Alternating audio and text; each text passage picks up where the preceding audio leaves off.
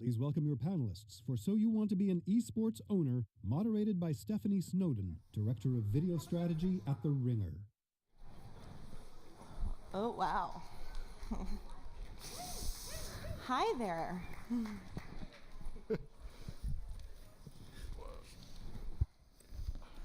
Not many people. It's all friends and family. All right. Welcome, everyone. I'm Stephanie Snowden. I am Director of Video Strategy at TheRinger.com. Welcome to the So You Want to Be an eSports Owner panel. Super excited and grateful to have all of you here. At the end, we have Shawn Sanford, who's the Senior Director of Lifestyle Marketing at Microsoft. Andy Miller, the co-founder and CEO of San Francisco Shock and NRG eSports. Barney Waters, President of K-Swiss. Ari Segal, President and CEO of Immortals. And Noah Whinston, who is the CEO of Immortals. COO. Apologies. Guys, we're here. Let's do this. Andy, I'll start with you. I come from a traditional sports background, and so I think a lot of my entrance into esports has been comparing the two. You are a co-owner of the Sacramento Kings, and I'm curious to hear about how you transitioned from a traditional sports ownership experience into esports, and a little bit about how you got involved in this world initially. Sure. So we are, well, not that new anymore, but relatively new ownership with the Kings. Took over the club about 4 or 5 years ago, and we had to build a new stadium right away. It was part of the deal, and new technology, and just started looking at everything that was out there. And what would we use this stadium for besides concerts and for the Kings to play. And so I just started looking at esports. I have 2 teenage boys, and I was just fascinated. Like, I felt like I discovered this, uncharted land somewhere, but it had always been there. We just weren't looking at it. And when you really started looking at the numbers versus like our Kings television numbers for a broadcast game, they were pretty astounding. Just watching a couple of our guys stream, are more significant in numbers than most of the NBA teams for viewership. So we jumped in, myself and a partner, Mark Masteroff, who's also co-owner of the Kings, and we sort of a similar model to Noah, and started adding teams, and now you have these orgs that have multiple teams playing across multiple titles. Ari, you too come from a traditional sports background in the NHL. Can you talk a little bit about how you got involved and how you and Noah sort of lifted Immortals to where it is now? Well, the main reason I got involved is something that doesn't have anything to do with sports at all. It has to do with people. I met Noah.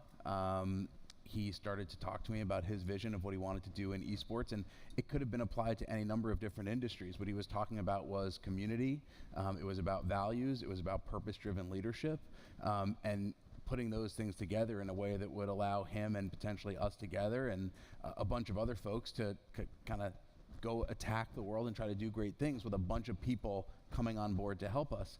I got to meet the board of directors of Immortals, and I was overwhelmed by a lot of the same things that I think Andy was. The opportunity, the scale, the opportunity to be entrepreneurial in sports. And so very quickly, it became clear to me that joining up with someone like Noah and the board that we have, the investors we have, the team that we've built was going to be a great move.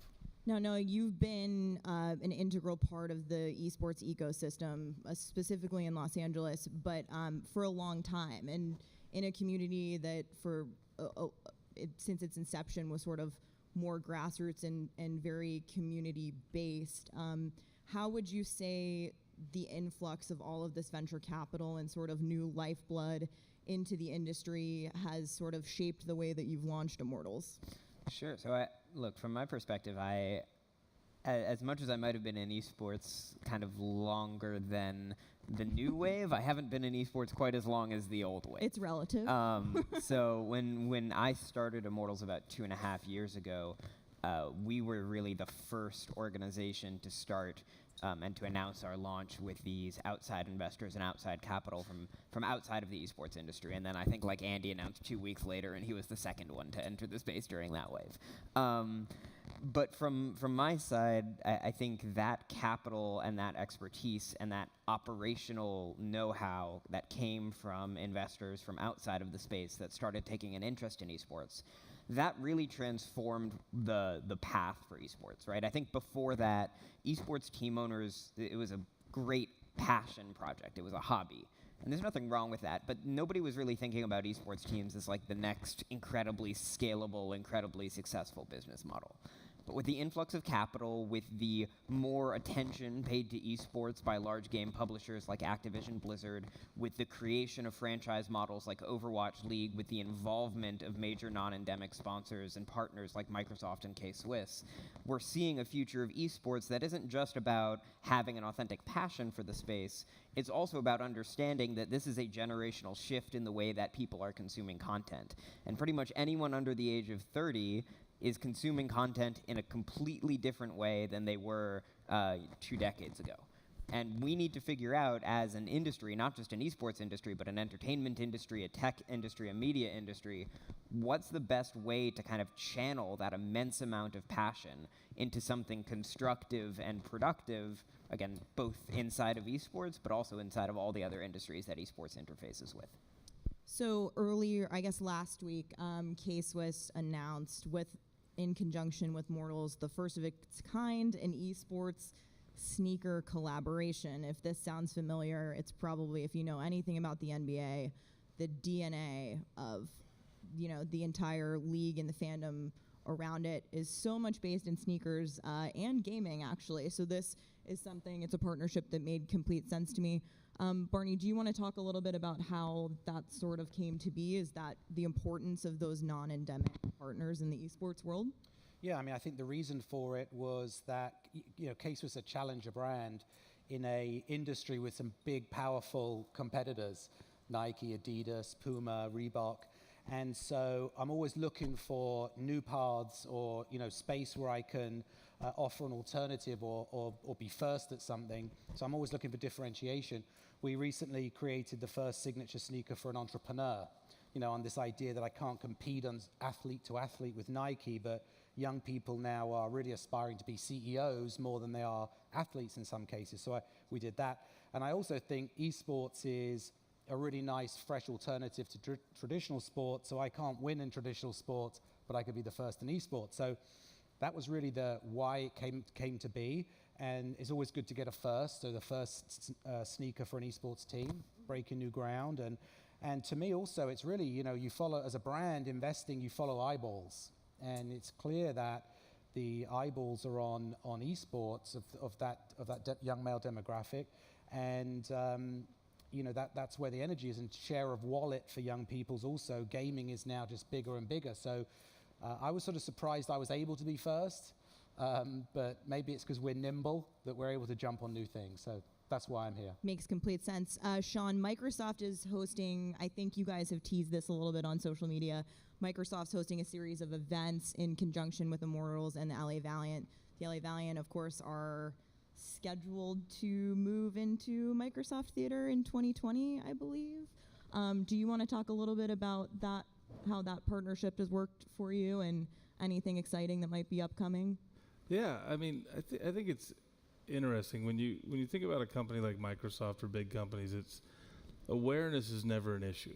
So, but authenticity and truth is at times the important aspect that you want to try to get out there. And so, we can tell great stories, but you really need great storytellers. And so, where a lot of companies, when we look at esports or YouTube, they look at the total number of impressions. How many people saw this stream? Like, oh my God, there's 10 million people that are watching this person play this game right now. Go do something with it.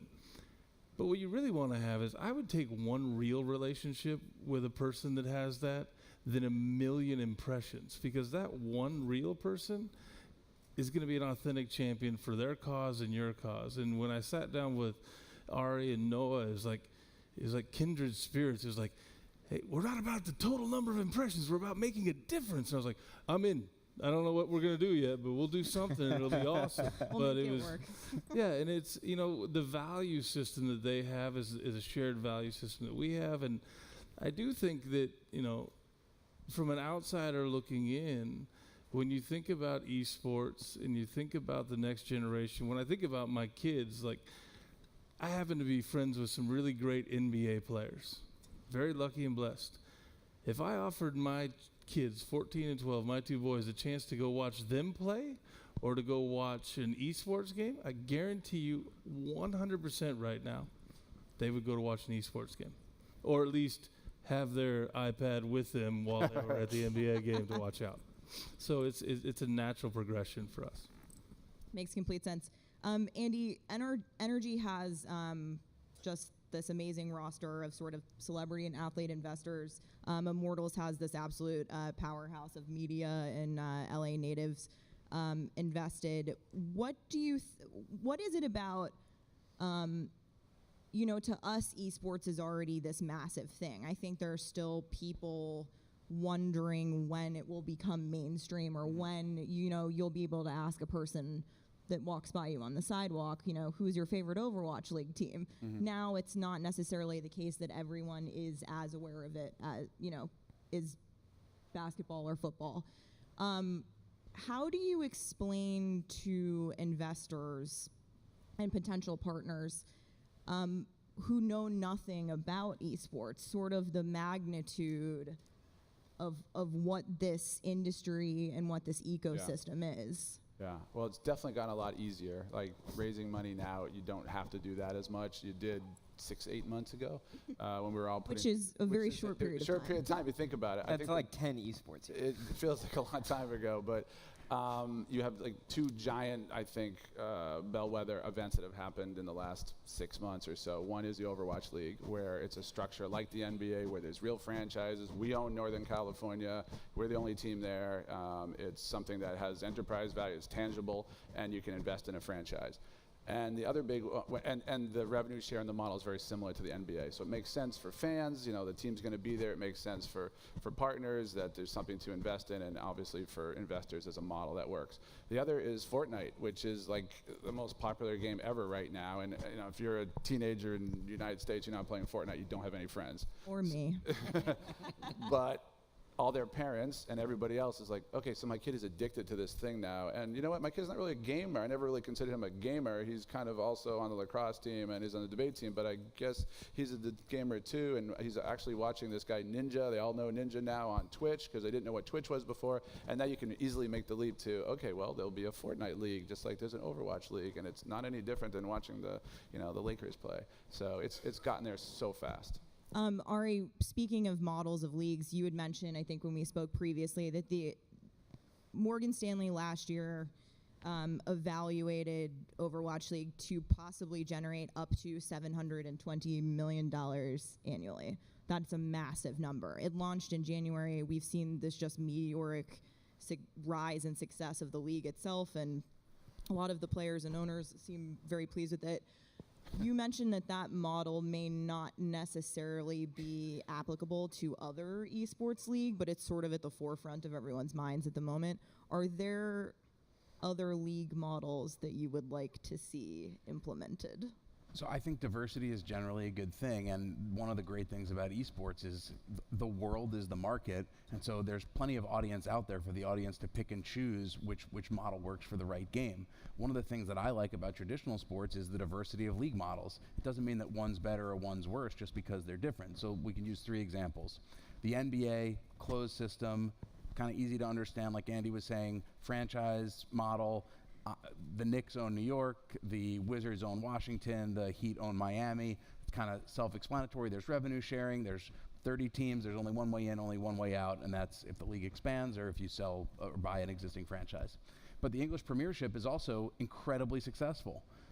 And some would argue the promotion and relegation model is actually a better model than the NBA model.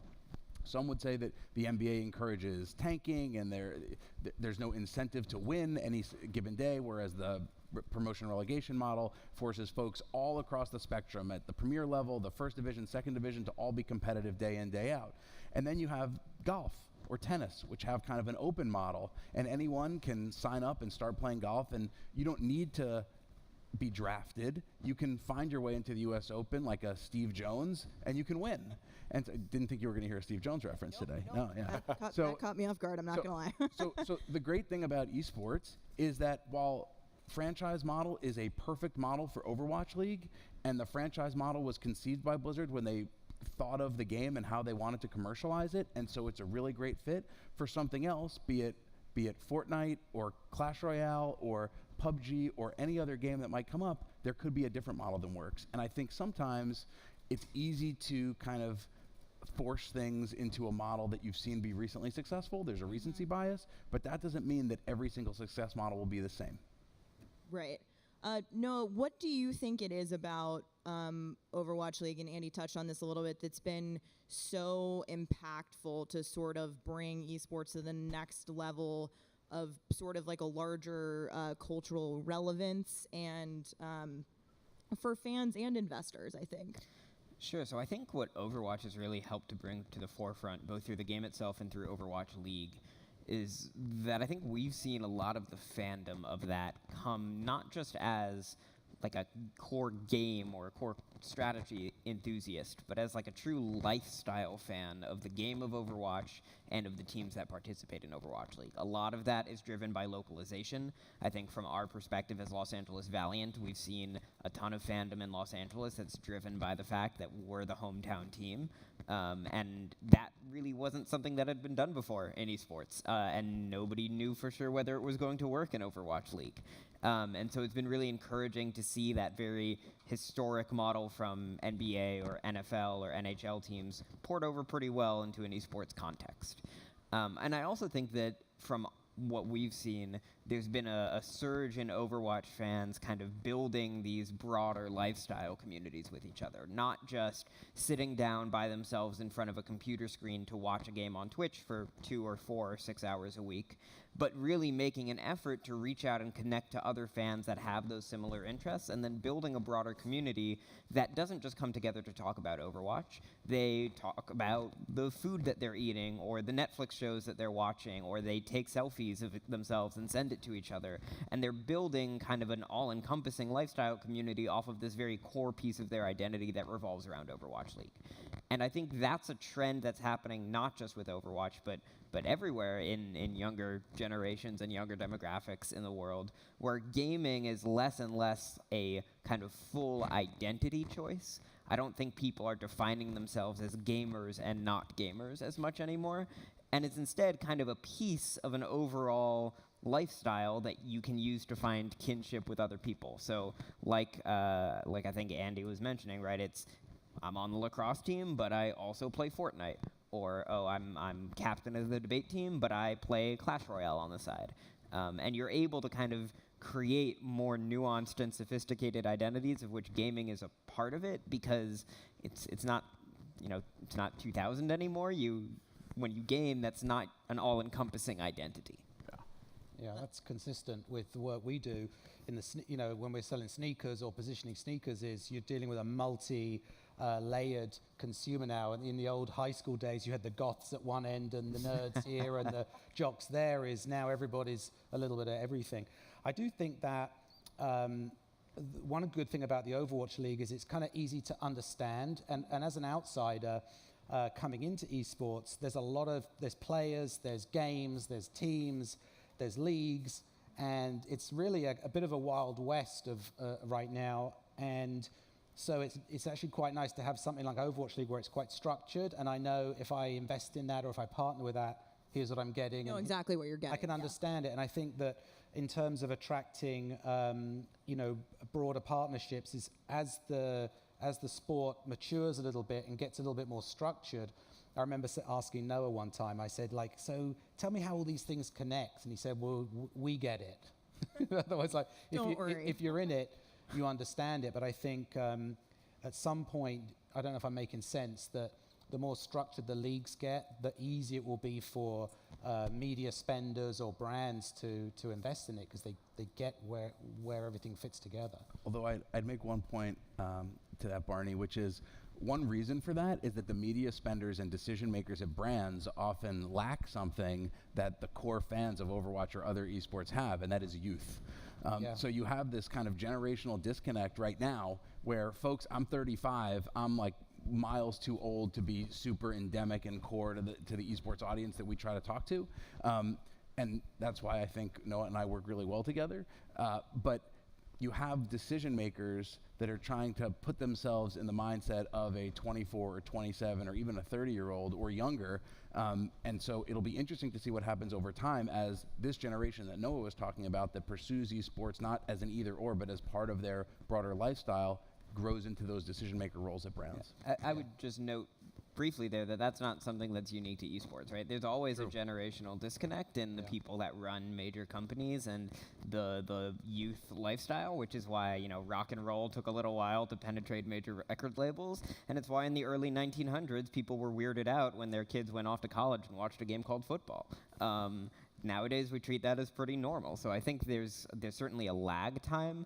But as was mentioned correctly by Peter Levin on a panel this morning, right? It's not like this generation of consumers is going to turn 30 and suddenly realize that cable television is the best thing to ever be invented. They're going to stick with their consumption habits that they've learned for the last 20 years of their lives. And by the way, Barney's 25. I was going to say, look a day over 24. I take a little bit of offense to the old person that makes media decisions as disconnected.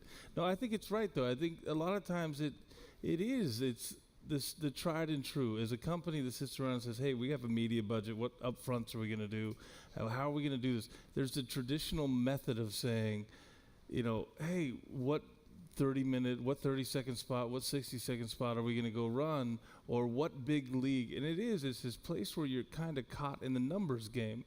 And even at Microsoft, like 3 years ago, we switched our media spend to be heavy on OTT, which is Hulu and Netflix, and do that away from the networks, because it's not about and I keep saying this, and Noah and Ari Hervey said, it's not about the number of people, it's about reaching the right people. And if you want to be first, then you take a little risk to go do it. And sometimes you may not understand everything that's going on, but it feels good. And the one thing I'll say for Overwatch, which I think it did for esports, was there's safety in numbers. So when you have teams that people can go put on a jersey of you know, the Valiant or whatever, everybody can celebrate together that they're cheering for that team. When there's not too many golf jerseys that I see rolling around, or tennis, you know, Bjorn Borg, or I'm old. But it is that the team brings people out to cheer for the team, and there's safety in numbers to raise up and say, I'm a Valiant fan. Like, you're a Valiant. Like, let's all get together. And I think that was a good step for esports in general. I think you guys touched on something that's super important to me about esports, especially coming from cable. I was working at ESPN developing programming in a search to obtain the elusive millennial viewership that everybody is so desperately hunting. And when I look at esports from a media perspective, all I see is that it's a digital native property, so that the entire system and community lends itself to be consumed by those people that everyone else is looking, like you said, the right people, the right impressions, the right viewers to sort of have their eyeballs on it. Agreed. All right, I know we talked a little bit about Fortnite, but I am sort of curious to hear your thoughts on it. It's been mentioned. There was an article in the New York Times published actually this afternoon that says there was 128 million hours spent on Twitch playing Fortnite in the last month. Ninja, the streamer, did his esports tournament. I use esports in quotation marks, in Las Vegas a couple weeks ago. It broke the concurrent Twitch viewership record. What do you guys anticipate whether the Battle Royale style games and sort of that it's thrust the term and sort of the idea of Fortnite as an esports into, you know, absolute mainstream, if not pop culture? So I think Battle Royale games are incredibly fun to play. They're incredibly fun to follow like a particular individual around a competitive tournament. The tricky part with Fortnite is that trying to zoom out and watch the entire map and see what every competitor on the map is doing is about as much fun as trying to like zoom out and watch every golfer golf on a golf course at the Masters, right? Like that's not a fun experience. And so I think that there's a long way to go still with optimizing the viewer experience. But I also want to emphasize that I I don't want to phrase that as like a must, right? I think Epic has created an amazing game with Fortnite. I think it's a game that's really fun to watch an individual streaming, and if they choose to turn it into an esport by trying to optimize a tournament experience, then that's great. And if they find a way to kind of broadcast that better or to create a better spectator experience to follow multiple teams competing in it, that's great. But I just want to make sure that we're all understanding that there's kind of two distinct industries at work here, right? You have your game developers and you have your gaming industry, which is what's leading to these massive revenue numbers for Fortnite and huge player bases and cultural awareness. But if we're talking about esports and we're talking about structures that are competitive, like Overwatch League, that is fundamentally different and has a fundamentally different set of demands. One of the reasons that Overwatch League can be a successful league is because the game of Overwatch is conducive for esports. It wasn't just built to be a great game, it was built to be a great game to watch. And while Fortnite is a great game and a great game to watch one person stream, it wasn't inherently built to be something where you have 200,000 people or 500,000 people watching an entire map all at the same time. And so as much as those two kind of halves of the equation might impact each other, gaming and esports, they are still kind of fundamentally different with fundamentally different demands of a publisher for what the game needs to look like. Yeah, golf's a good example. You could follow it like golf, but it's just going a little faster than the golf does. But I also think that, Drake was really, for me, Drake was what put that thing over the edge. It wasn't Ninja as much as it was Drake made that a cultural phenomenon like overnight. I mean, if I was them, I'd be doing a lot more of celebrity placement in the game. That caught everything alight. Right. I think I'm sort of wondering if for some people who are not necessarily fans, who are not esports fans, but are, gamers or they game as a lifestyle, is it sort of a segue into the esports world since it's been so popularized? I think Can be. I think it could be. If look what happened with the charity esports stream, in Vegas with Ninja. So if you follow these guys and they're playing in some type of tournament, you're gonna keep following and watching them. If I love Curry and DeMarcus Cousins and something else, some other guy, and they did a 3-on-3 tournament, I'm sure I'd watch. So I don't think it's very different, but it is a great, like I said, cultural moment now that you have all these celebrities and you have everybody playing games and talking about games, and Fortnite being, talked about on Good Morning America, like watch out for your kids, they're being, absconded by Fortnite. Like, that's a great awareness for the fact that gaming is here. It's hard to ignore. Yeah. How do you, as an owner or a manager of a team, decide which titles you want to participate in? This is something that is super interesting to me, the process of developing teams for specific games or titles and leagues. Yeah, that's a really good question. And I think if you had 4 or 5 different orgs, you'd have 4 or 5 different answers. So some of it depends on what you want to be when you grow up. Like I was talking to someone who's much younger than myself, but asking for advice, but even though he's much smarter than I am in the mobile space for gaming, and he's like, I want to be the definitive mobile gaming guy. So like that's all we want to go into, and that was great. And I think that's a really smart move to have some differentiation there. For us, we have a lot of resources, and there's a lot of games that we like. We wanted to be in one of the big 3 or 4 games for sure, because if you're not in them, then you're kind of not considered a major org. And then it's a question of, what's the resources behind it? Like, look at the resources behind Overwatch. It's insane. There's so much money behind it. A great team, folks from the NBA, from Fox, you name it. A great publisher who's going to put tons of money behind it and continue to drive this game for the next 20 years, hopefully. So that's a big question. And then it's, some games you're going to take a flyer on. Because people always ask, well, you guys invested all this money in Overwatch. What if it's not popular in 2 years? Right. And it's a possibility, but I think the reality is if you have a publisher like Blizzard who hasn't had a new title, and this is the only new title in 17 years, it's probably going to be here. Right. Do you guys have any? So I'd say a combination of a few things. I think, again, much like Andy's mentioning, there's no kind of quantitative answer, right? It's not like take the cosine of the viewership of the third day of a tournament and then, it's a big game. I think we look at 3 things. First, we look at the kind of existing grassroots community for a game. Is there already an audience for it, or is that audience still developing? Second, is there a team we would want to pick up even, right? We would never enter a game without we would never recruit players that didn't fit with our brand or fit with our outlook just because we wanted to be involved in a particular game. But then finally, and I think this is becoming more and more important as we're seeing structures like Overwatch League arise, is what is the structure that a publisher is creating for their esport to be successful? Is this a very decentralized tournament ecosystem with very little support from a publisher? If so, that can be difficult for a team to be successful in, or for an esports ecosystem to be successful in. And to be clear, when I say support from a publisher, I don't just mean putting money behind it. I mean, how are we using the inherent audience of the game to help market the esports competition, right? What call-outs or call to actions are there inside the game itself? Are there digital items that the publisher is creating to help promote or generate revenue for its esports ecosystem and teams and players? Are they helping to put on the production or create spectator functionality in their game to make esports an easier spectator experience? Those are all things that some publishers devote a lot of resources to doing, and some don't, because they're more focused on just their core game product.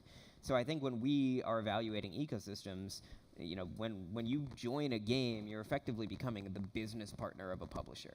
When we joined Overwatch League, that was a partnership with Activision Blizzard, and we needed to feel like Activision Blizzard and us were aligned on what we were trying to do and aligned on the resources that we were putting into that effort. There are many publishers where we feel like we've had similarly successful partnerships. There are some publishers that are just more focused on other things aside from their esports side. What would you say makes a good investor versus a bad investor in esports? I think I've been really happy about how we've kind of crafted our board and our investment group, because the people that we've brought on have all been... The way I would describe it is there's kind of three kinds of investors that get into esports, right? There's the kind of investors that see esports, and I have my personal rule that I developed from esports. It's called the New York Times rule, where if there's 3 articles about it in the New York Times, then like every VC firm in LA wants to invest in it. So it happened with VR, it happened with cannabis, happened with esports. And so all topics covered by panels at the Milken Conference, by the way. We'll be back next year.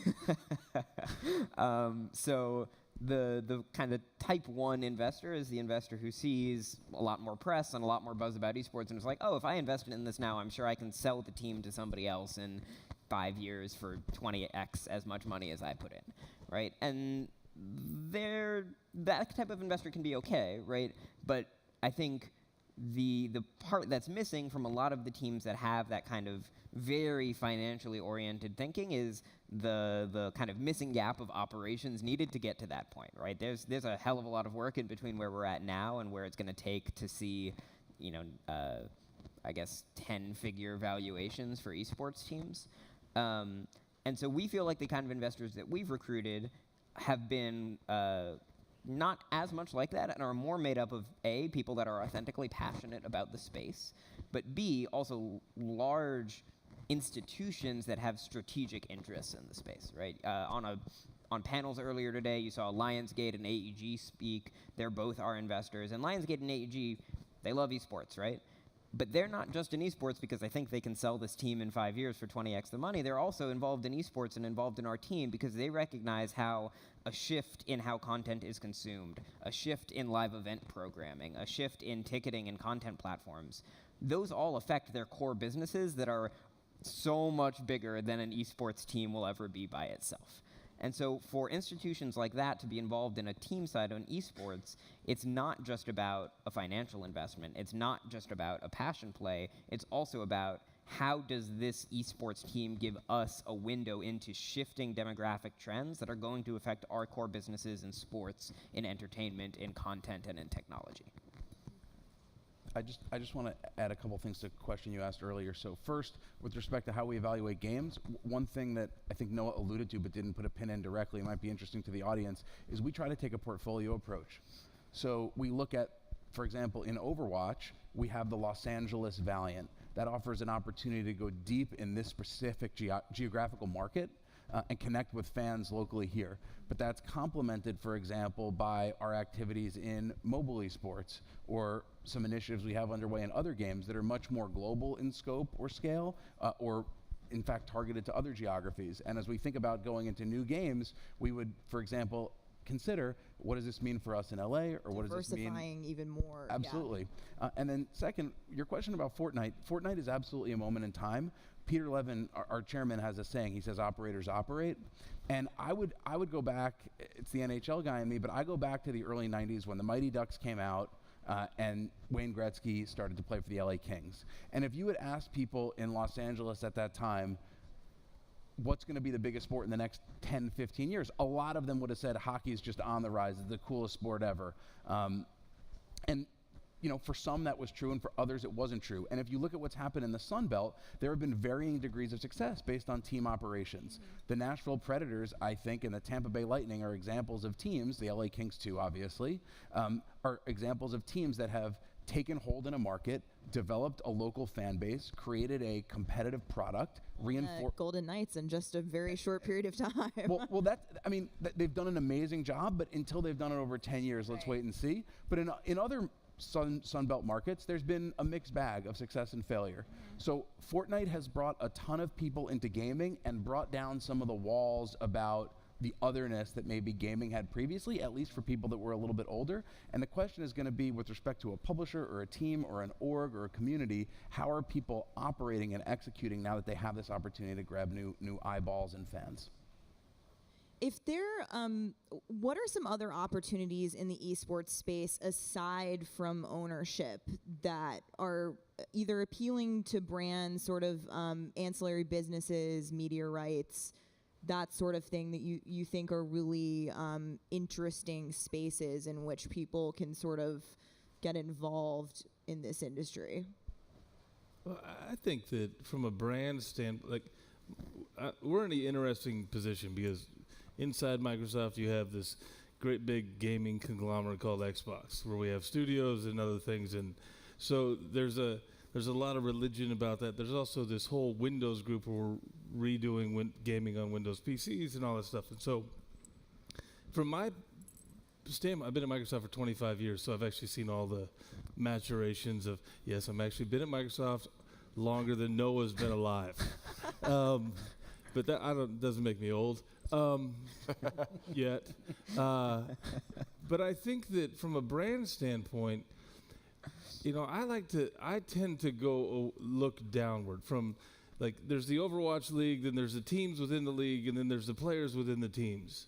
And a lot of times what brands will do is go, hey, I'm going to go slap a logo on the Overwatch, or I'm going to go do this and hope that I break through. And I think there's a real opportunity to work with individual teams and individual players alone to help build their brands and help contribute into that piece, to where now you're actually positively impacting their lives, their ability to do things, their play, whatever it may be, and they're going to become true advocates because there's a real passion around the technology on behalf of your brand. Where, you know, it's much like doing, you know, Nike does player deals versus sponsoring the NBA. Sure. Like, those oftentimes will have greater reach for you than actually, you know, we sponsor the NFL. I would argue that I'll get way more out of working with esport athletes than I ever would having a Surface banner on an NFL TV show. No question. I agree. I think athlete endorsements is coming without question. I think it'll be a bit of a sort of gold rush. I want to know who goes first. Yeah, I mean, I think it's only a matter of time. You know, a lot of us have young kids. I mean, they don't really follow some of those baseball guys, but they'll know people. You know, the guy who ran Minecraft within the game. He was like a god in our house. You know, and so it's just different people who are influencing kids. The other thing I think is really interesting that I think Ari explained to me was how the demographics shift between games. So we're not talking about necessarily just one blanket esports player. The Counter-Strike audience might be slightly different than the Overwatch audience in terms of global coverage, age, tone. So also you can potentially fine-tune your audience based on the game. That's another approach brands should probably look at. The one thing I'd add there, and I think this reflects in most of the good brand partnerships done in the space, is in talking to brands, people worry justifiably about being seen as inauthentic to the space, about coming into esports and being seen as the new corporate overlords of esports, not appealing to the core audience and getting kind of run out on a rail. And I think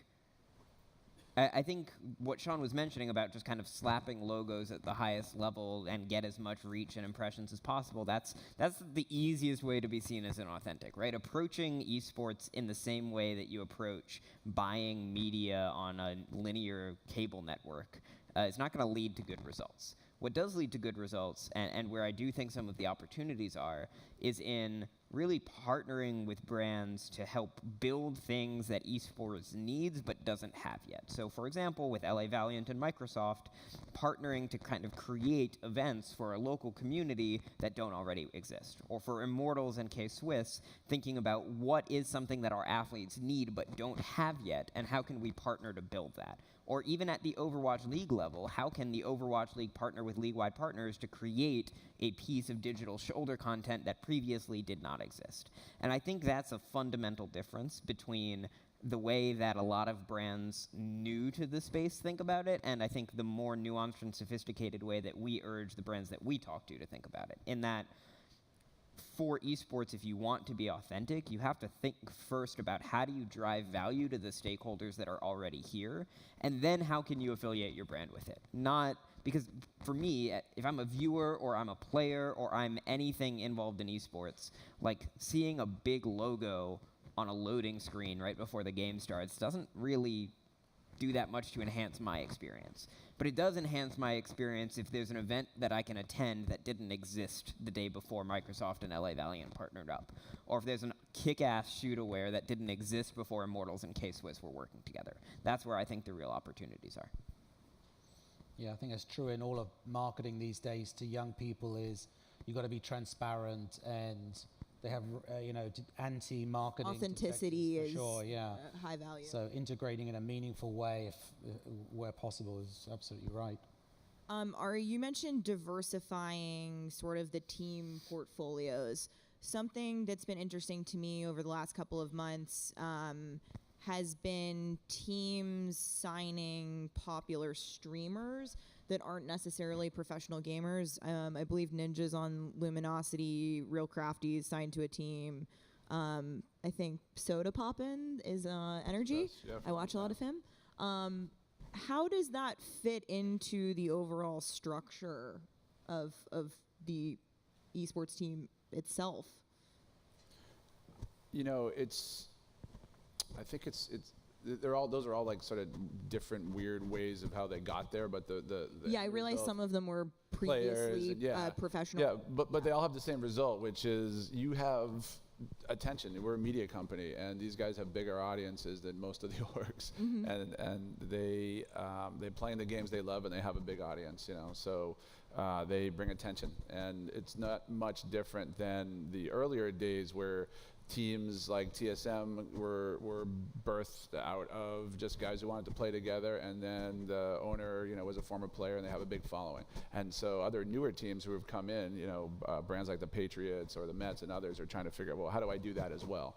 How do I get, that instant sort of authenticity and following, just like our conversation. So, and I think we're seeing it really well with non-endemic esports orgs like the NBA. So right. The NBA, like the Kings, we have our NBA 2K team, and so they got Cash Nasty. 2K launched yesterday. Yeah, 2K last night. But what have they done to get some attention to a game that everybody plays but probably doesn't want to watch as much? They got big YouTubers like Cash Nasty, who has a giant audience, and he hung out with the players, and he streamed and talked about it and made YouTube videos and transferred some of his audience over. So I think it's a smart tactic. Since you mentioned 2K League, there is a lot of cross-pollination, whether it be to sort of reach that hybrid fan base. I like to think that the casual gamer, if you will, and the sports fan are not indifferent people. I think if on a Venn diagram, you would find that there are a lot of similarities there.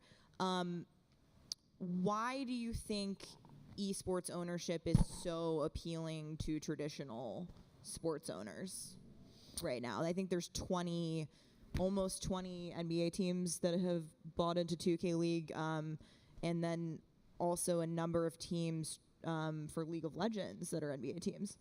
I think there's two big reasons. One is the demographic. So you've got, even though it's a little older than people think, I think they think our audience is 15, 16-year-olds, but it's 25-year-olds.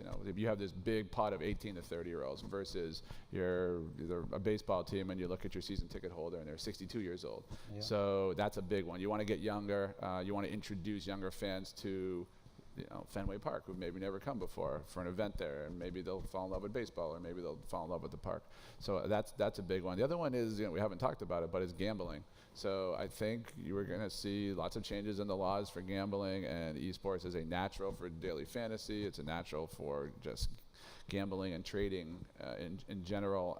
And if you're, into betting and you're baseball, and kids aren't growing up playing baseball, then they're probably not going to bet on baseball because they don't know it. But if they're growing up playing Counter-Strike, they're probably going to bet on Counter-Strike, as something that they do. So it's Feels a big like, opportunity. Noah would have something interesting to say about this.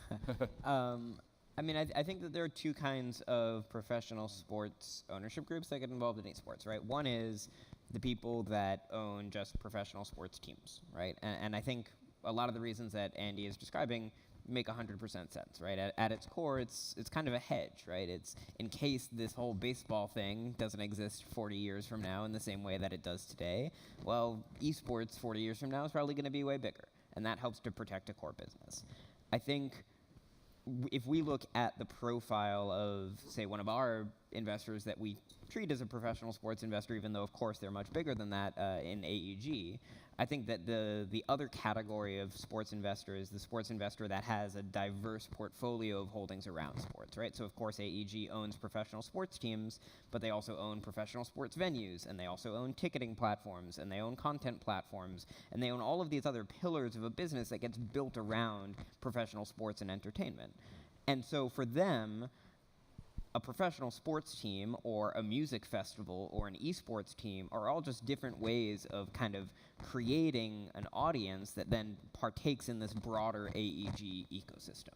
And I think that's that kind of sophisticated look at a more ecosystem play or holistic play on what sports and entertainment can look like. I think that's where an esports team doesn't just provide a hedge against a potential decline in traditional sports. It's not just in competition against traditional sports. It actually becomes synergistic with traditional sports. And so it's great that through AEG we're able to not just, quote unquote, compete for audience share against the LA Kings, but actually cooperate with the LA Kings to try and help us reach their audience and help them reach our audience. There's also a completely non-sexy answer, which is that it's efficient.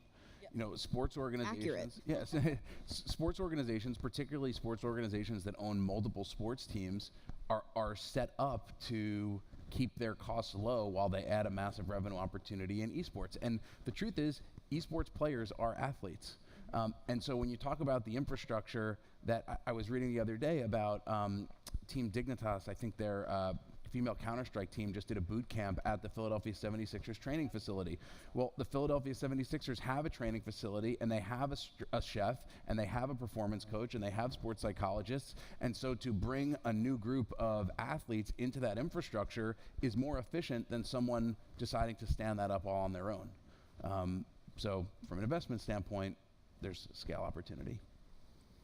We're going to wrap things up because I think we're going to use the last few minutes of the panel to do a Q&A, but I would just like to close with, do you have advice for, aspiring esports ownership or, people who want to work in the front office of an esports team or just generally people who want to invest in it, brand partnerships, sort of what's the one thing that you would want to impart to people looking to get into the industry? I would say don't wait, just for my personal, don't wait. And, you could read all the research, but often, if you look at your own life and your own behaviors, is a really good indicator of what's happening. So I think if you look around at the people, young people around you and how they're operating and what they're watching and what inspires them, it's obvious. So for me, I think, just jump in at this point. Now, how you do that and where, as these guys know a lot. I think it's completely legitimate, obviously self-serving, but I remember, Noah, you and I had a conversation about 2 years ago since we started our companies at the same time. And it was so hard to find people who would get up before noon, who wanted to work with us, because they were all gamers and they were all playing, and it was like, dude, I don't know. And we were going through people left and right, and we just announced a deal a couple weeks ago for Energy and the Shock with Cal Berkeley, where we're the official eSports org. And I spoke at Haas, the business school there, a few months ago, and I must have got 50 resumes from these incredible students who are all MBAs, who they're statisticians and they're in business development, they're in PR. And so I asked them, I'm like, why don't you want to go be like, Billy Bean's right next door, the Oakland A's, what's better, Moneyball? They're like, baseball sucks, I didn't watch baseball, I don't want to go be a statistician for baseball, I want to figure out, I want to be Noah.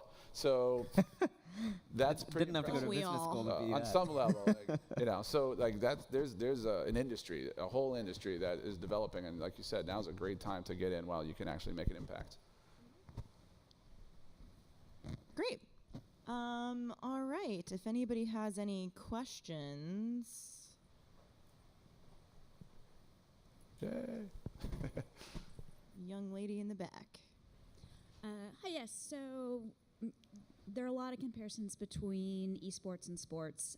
When you think about revenue streams going into the future, what do you think is going to be similar? What do you think is going to be different?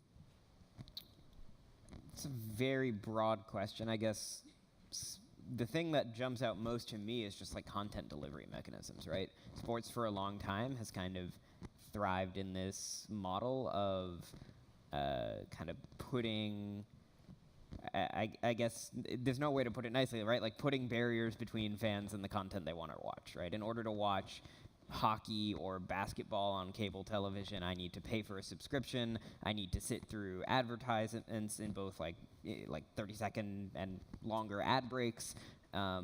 So it is difficult for me as a consumer and as a fan to get the content that I want. If you compare that to someone who is a fan of a YouTube influencer or someone who is a fan of Overwatch League, it is significantly easier to access the content I want because it is available for free and with either significantly reduced or almost no kind of pre-roll advertising. The brand partnerships that are present in Overwatch League or that are present in YouTube influencer content these days are much more kind of branded content integrations than they are pre-roll and mid-roll advertisement.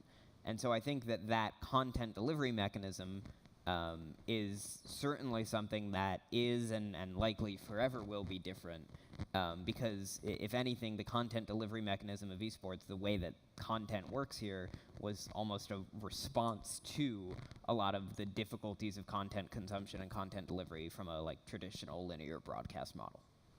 There's also a little bit of a dichotomy. In traditional sports right now, you're going to see a little bit of a painful period, I think, over the next some number of years as each of these leagues realize one at a time that probably the next or the last regional sports deal they sign will probably be the biggest. Because the linear cable model as it's existed over the last 30 years just isn't going to exist for the next 30 years. And while local market rights revenue has been a huge, ever-growing revenue stream for traditional sports, it's going to be really interesting to see what happens. And certainly there's an opportunity to recharacterize that revenue through OTT platforms and everything else, but I don't know that teams have cracked the code on that yet. You've seen folks like Steve Ballmer come out and say, we're going to go over the top with our own network. Ted Leon's the same thing.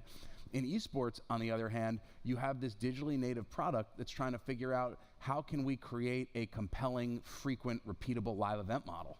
So how can we directly monetize our fan base by getting them to come to a facility not once for a BlizzCon or a LCS World Championship, but how can I get folks to come to a Microsoft Theater 20 times a year to watch the LA Valiant? And while I'm there, will I eat food and beverage at the facility or at the arena? Will I hang out at LA Live? Will I park? Will I buy merchandise? All of those kind of subsidiary revenue streams that come from you going out to an event multiple times. So traditional sports has revenue questions too, and it's interesting how both are trying to figure it out.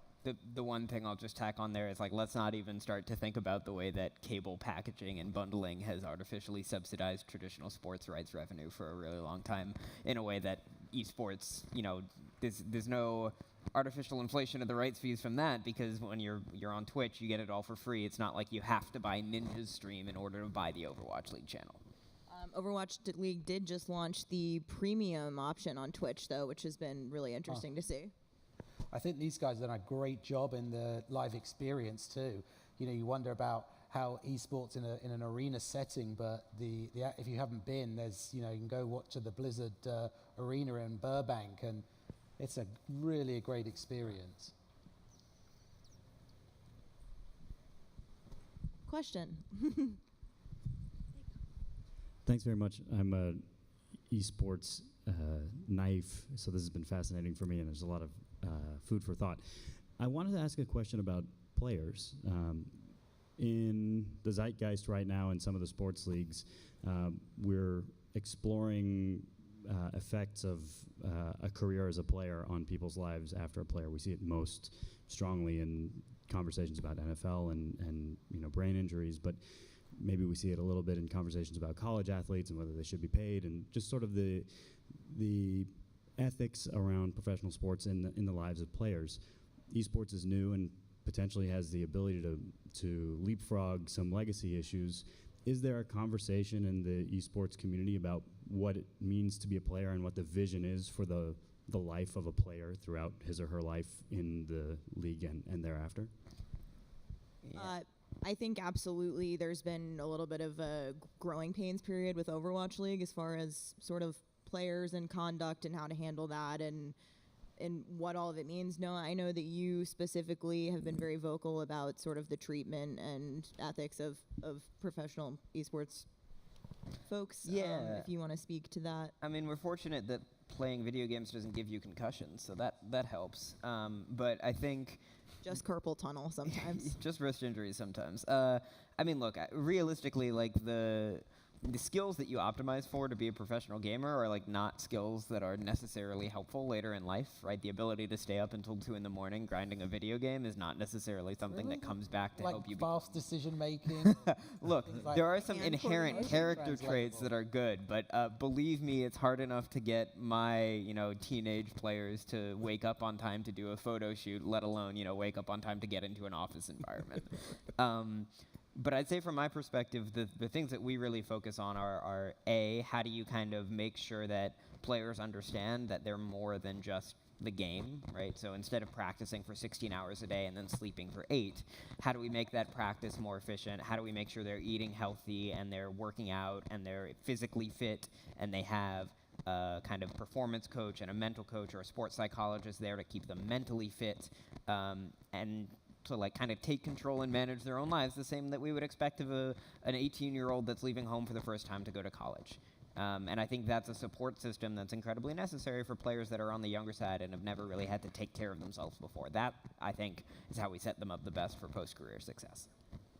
I really appreciate the way you asked that question, actually, because I think it can be lazy and easy and convenient to say, well, look at where baseball was 100 years ago and how it took them generations and decades to figure out how to get to even just an equal access situation where you could have people of different color playing baseball. I mean, which in hindsight seems absurd. Well, esports is in its nascent stages, so it's going to take us time to figure it out. I mean, that's BS and everybody knows it.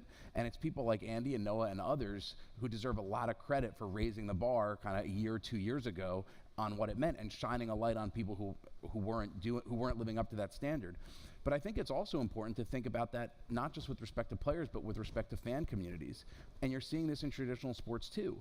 And in the first meeting we had with Shawn, that was one of the things he talked about. It's not like, I think he said earlier, it's not just about storytelling, it's about what are the stories you're trying to tell and who's best equipped to tell them, and that goes to issues like values. I mean, does values have to do with baseball or basketball or Overwatch? Of course not. Values are things that we can all unite around, and it's treatment of your staff too. Me Too involves players, it involves offices, it involves staffs, fan communities, and everything else. And esports, people like Noah, people like Andy, club owners have a real opportunity to, I think, gain ground on these traditional sports by recognizing the here and now and being ahead of it faster. I would just say from a brand standpoint, it's incredibly interesting to sit down and think about it. Probably about 15 years ago when I started this, I said, like, I grew up playing sports, I've worked with athletes, I know athletes. And someone said, "Hey, why don't you go work with athletes? Get them to." I go, because you're one strip club away from destroying your brand.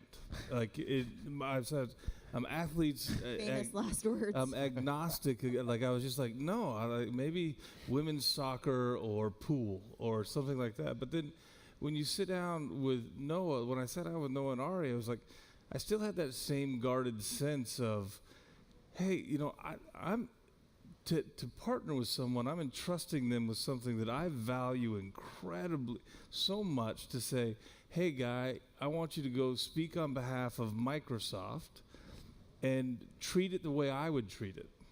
And the interesting piece with Noah and Ari was they got that. They told me that first. And it was literally like this. And not that any NFL or NBA owner wouldn't have the same speech, but when you get to know them and the values that they preach and the values that they talk about, how they want the people to grow, you feel safe in chartering something like that with them, your brand in their hands. And I think that's something that we really have to look at as brands, to say, there's always a risk. Like, you could take a flyer on anybody, right? And you can go say, well, I wish I would have known Tiger when he was 12 and got him to do something, or whatever it is. You are going to take flyers, but you're going to, when it's with your brand and with your company, you're going to take a flyer with some guardrails around it. Like, let's go do that. The values that these guys are treating within esports, they're learning from the past mistakes of traditional sports. The players are smart and hungry and ready to go, and if you put them in the right organization to go do that, they can become great brand ambassadors, not just for us, but for the sport and things like that. And I think that's a true difference maker within what they're doing. Well, I'd like to thank the Milken Institute and the Global Conference this year for Shawn, Andy, Barney, Ari, Noah, and myself. Thank you guys for coming. Thanks. Thank you.